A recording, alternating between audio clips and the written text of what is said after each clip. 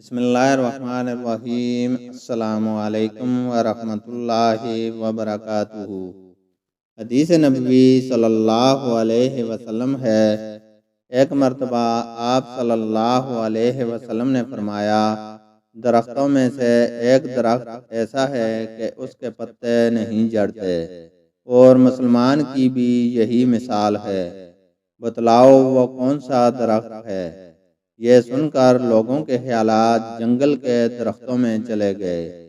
عبداللہ نے کہا، میرے دل میں آیا کہ بتلا دوں کہ وہ کھجور کا درخت ہے، لیکن وہاں بہت سے بزرگ موجود تھے، اس لیے مجھ کو شرم آئی۔ آخر صحابہ نے عرض کیا، یا رسول اللہ، آپ ہی بیان فرما دیجئے۔ آپ صلی اللہ علیہ وسلم نے بتلایا کہ وہ کھجور کا درخت ہے۔ اللہ تعالیٰ سے دعا ہے کہ وہ ہمیں قرآن اور حدیث کو سننے، سمجھنے اور اس پر عمل کرنے کی توفیق عطا فرمائے، آمین۔